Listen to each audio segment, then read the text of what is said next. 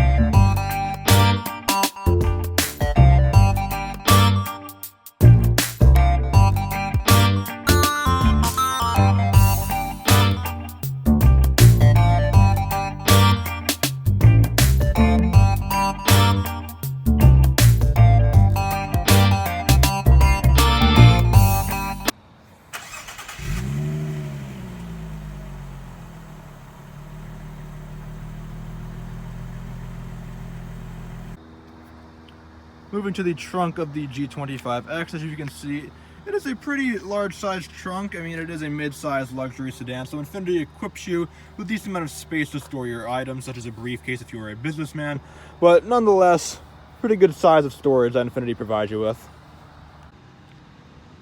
Starting near the grille of the exterior of the G25X, as you can see, the hood of this vehicle kind of flows, and it has a bit of a bubbly look as it goes from the window all the way to the grille. As you can see, it kind of curves right here on each side, giving it a very distinct and unique look to the front.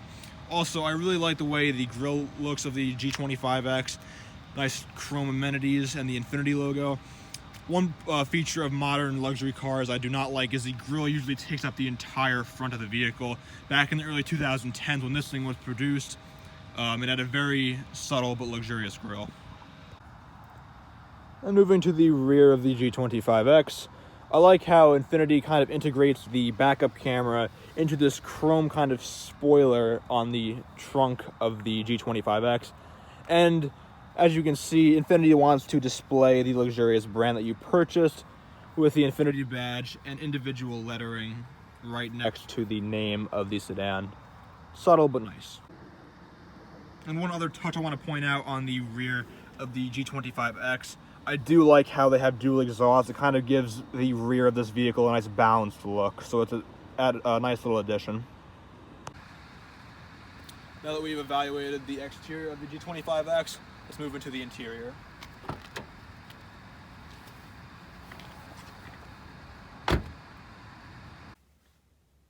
And moving to the rear of the G25X, as you can see, my feet are fully outstretched here. The seat's pushed back pretty far, and I have a decent amount of legroom. It's not super spacious like the back of the S-Class. However, there's a lot of room here nonetheless. And as far as any other features go in the back, you have a little bit of storage right here above, windows, speaker. You have 2 storage nets on each side of the driver's seats and the passenger seats. Pretty nice. And a little vent And I like how Infiniti displays their logo right here in cloth on the padding of the floor. Cool little add-on. Sitting in the driver's seat of the Infiniti G25x, as you can see here, you have your Bluetooth buttons, your wireless call control buttons right here. Control the radio, your hands-free links right here, your presets, your horn. And moving to the gauge cluster of the G25x, it's a very nice looking design Infiniti gives you. This looks very like a bright surface that would be illuminated nicely at night. Cool little blue LED features right here. And then just a very nice look to the gauge cluster of the G25x. Moving to the center console of the G25x, you have all of your infotainment features right here, which I'll come back to very shortly. Moving down here, you have your volume knobs for your radio, all the scanning and other features right here. You have a very nice analog clock to give the interior of the G25x some luxurious features. Moving down here, you have your dual climate controls right here. You know, twist the knob, make it warmer, twist it left to make it cooler. As you can see here, the overall interior is featured pretty nicely with chrome amenities. You have your shift lever right here, your 4 park, reverse, neutral drive, and a sport manual mode if you push it to the left. The chrome lining, pretty nice. And if you move down here, you have your dual heated seat features. Cool seats are available in the 37 model, but not the 25 model. And basically right here, if you put it in snow mode, this is like a more traction control mode. Being that we are in New Jersey, this will come in handy very shortly when the winter rolls along. And moving along here, you have a lot of storage on the interior of the G25x. Push this right here, you have 2 cup holders right here. Open this up, we'll open your storage, the center console. Being that it's a mid-size sedan, you get a pretty decent amount of storage. Nothing major and huge like a SUV, but nonetheless a pretty decent amount of space. I also like how Infiniti adds some leather right here. It is not a cloth center console, it is a black leather center console to match the rest of the interior. One other touch I want to add that I like about the G25x, it has a automatic button push start ignition opposed to a old-fashioned key. For the early 2010s, that was a pretty decent feature, as most push buttons did not seem to surface until the mid-2010s. Being that it is a 2011, that's a pretty good feature to have from Infiniti. Now moving to the infotainment system of the G25x, it is like your typical late 2000s infotainment system. It is not a touchscreen, obviously, but more with an operation via kind of like an analog thing, like a mouse almost, but with a little track like it is in the S-Class and the 335 that I reviewed. Now, the system is pretty simple to use. You know, all these buttons right here, your radio, auxiliary, and disc for your music preferences. Over here you have your brightness controls. You know, turn it more to the left, it will go down. Turn to the right, it will go up more. Info displays your fuel economy and your maintenance. As you can see, click this, and the fuel economy will come up. It is a 2.5 liter V6 underneath the hood, 21.4 miles per gallon. It's pretty solid for a mid-sized luxury sedan, and it is a pretty good range, 352 miles until it's empty, so you have pretty decent fuel tank capacity of this vehicle as well. Settings has a plethora of displays right here. You have your audio display, switch beeps, camera, comfort, language, all the generic stuff you will find in pretty much any vehicle's display settings. One interesting little touch that I want to add that this car has is switch beeps. Click enter, and you will see that the settings configurations is just on or off. Kind of an odd touch, but this is essentially displaying if you want sound when you click on things, like so. Hit the back button to go back, and that little click you heard was a switch beep, as Infiniti calls it. Very simple infotainment system, easy to use and operate. And one thing I like, opposed to some of the other cars I reviewed from the late 2000s and early 2010s with the kind of mouse pad-ish infotainment use, this one has very little lag. As you can see, I'm scrolling and it's almost instantaneous. Click on it, and it's got a little bit of lag, but not a ton like some of the other cars I reviewed. This is pretty good for the early 2010s, late 2000s infotainment.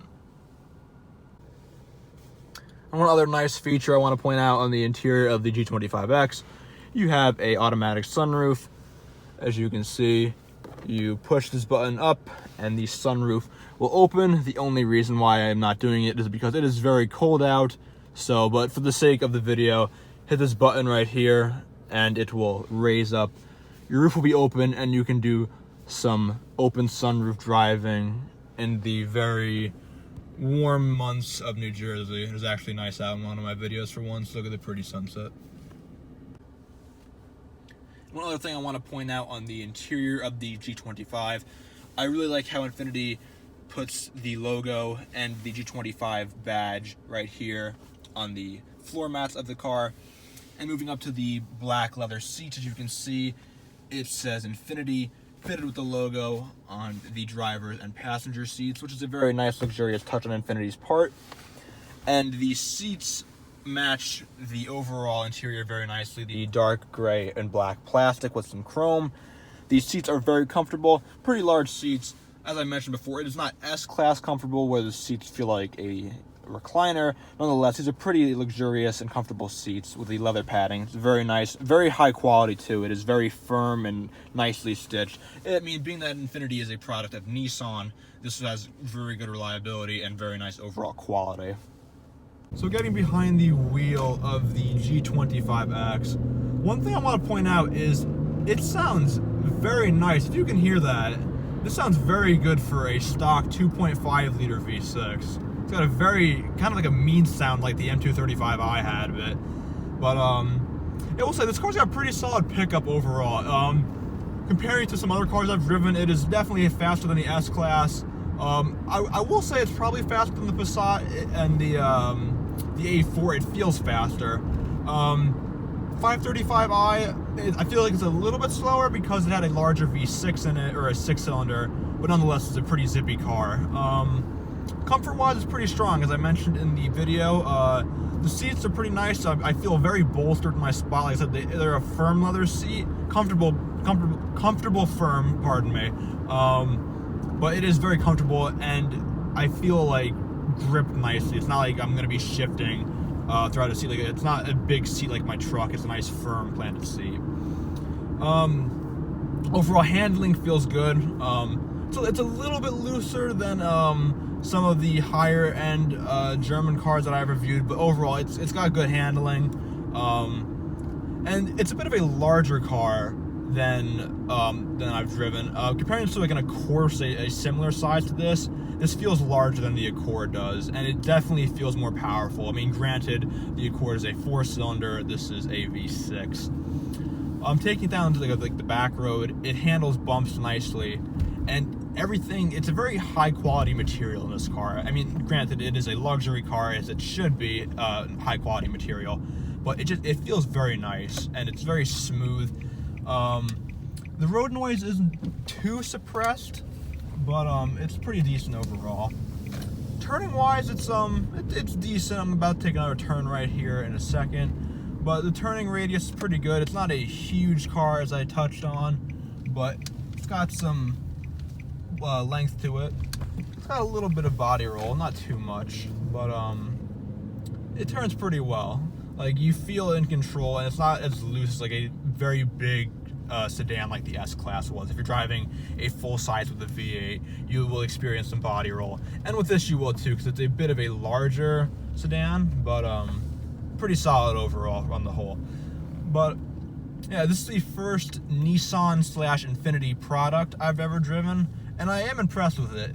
It is very smooth, it's very comfortable.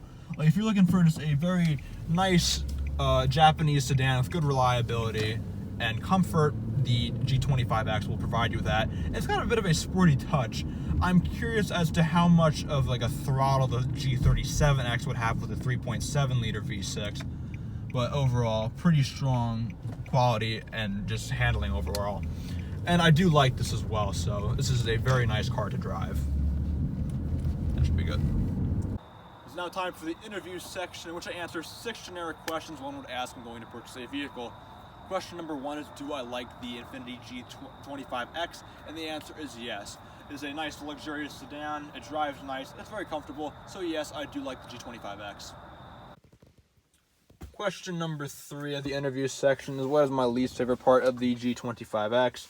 That would probably be the lack of features, I suppose, in the back seat. The only thing you really have back here is this center console right here. It's very long, and as always, you have your 2 kind of crappy cup holders that come in every luxury sedan. But nonetheless, this is kind of a filler, as I really do like this vehicle. But if I had to be nitpicky and say something, I guess it would be the lack of features in the back. But it is the entry level of the luxury sedan brand, so I can't really complain.